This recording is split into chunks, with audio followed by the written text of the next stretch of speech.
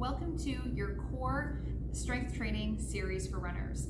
I'm going to show you my top 3 core moves that I think all runners would benefit from incorporating into their strength training program. First, we have a supine leg raise. So this is a leg raise that we're going to do laying on our back, and there are a number of different ways we can do this. We can first start off by lifting one leg into the air at a time, keeping the other leg on the ground. This is a great beginner version of this exercise, so if you have not done this before, that would be a great place to start. If you're a little bit more advanced, then you may want to try lifting both legs together. Here, I'll show you how it's done.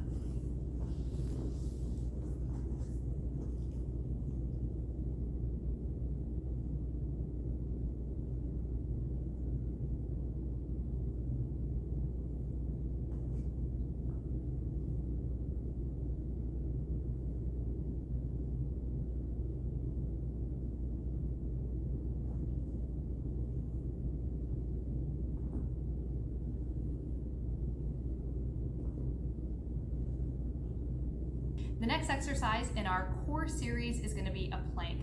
This is one of the most effective exercises around for helping you to build stability in all of the muscles in your core or in your trunk. And so a couple of key things for form here is that we want to ensure that all of our joints are stacked. So when we're in our plank position, our elbows and shoulders or hands, if we're in an upright plank, are going to be in alignment. And as well, we want to make sure that our lower back is not sagging down or that our hips aren't popping up in the air. So we want to check our form and just make sure that everything is being held in alignment. And so this is what your final plank form can look like.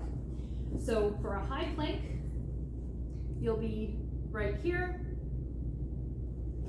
And for a standard forearm plank, you'll be right here.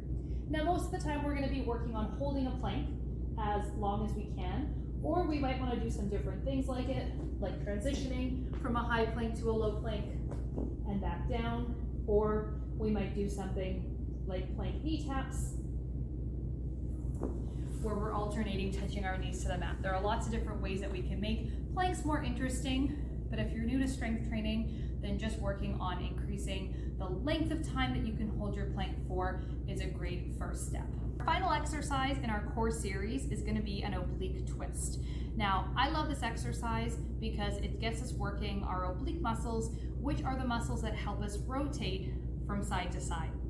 So to do this exercise, you can start out either by having your feet on the ground, or for an additional challenge, you can lift your feet off the ground like I'll demonstrate for you here. So we might start here with our oblique twist, or we may lift our heels up and keep our feet suspended for this exercise. Now we're going to twist back and forth, side to side, to work those oblique muscles. To make this exercise a little bit more challenging, you may want to add a weight. You can hold a dumbbell, a kettlebell, a medicine ball, or anything else that you happen to have around. That's the end of our core series. I hope you found it enjoyable, and I hope it helps you on your way to better, stronger, faster running.